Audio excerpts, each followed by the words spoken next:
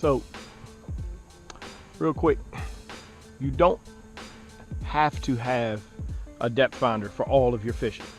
So whether you fish out of a kayak or john boat or whatever you got, don't believe the hype that you have to have all of this stuff, okay?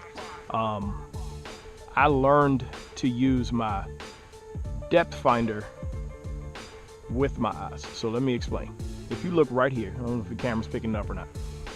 There's an island, right? You see this island tails off. You got a little bit of buckbrush, whatever that is, grass. It grows way out, right? And then normally the water's up higher, but you can see it coming out, and tapering off, right? Well, you've got a little point right here too. So I know this is a saddle.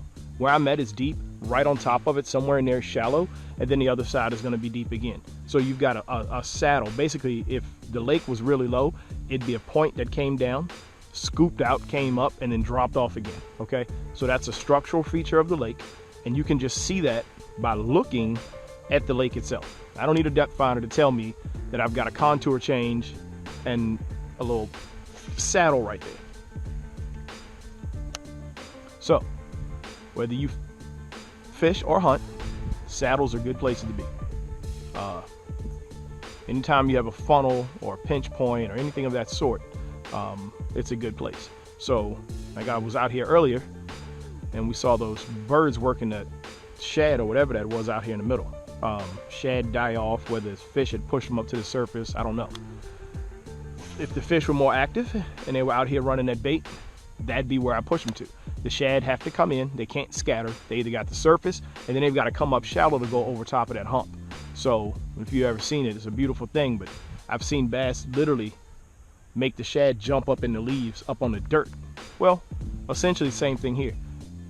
Bass will push shad up against bridges, anything hard that pins them.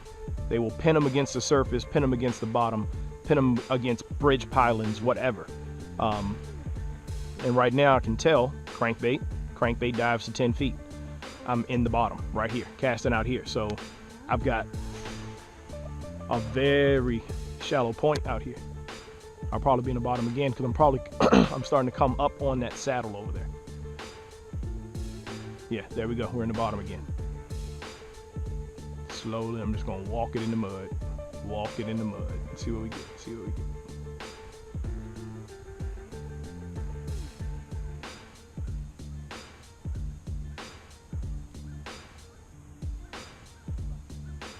The only thing I do really wish I had was the temperature.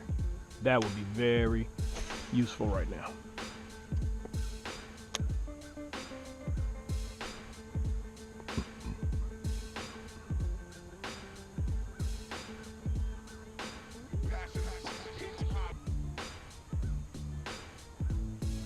Oh yeah, we're shallow. I'm in the bottom over there. So it is less than 10 feet right here. I know if I go much further that way, it's gonna get shallower, even shallower. So right here, we're less than 10 feet and we got stumps. I can feel the rattle in this arashi in the rod. I can feel the rattle ticking, like clear as day. That is crazy. That thing is knocking that hard, man.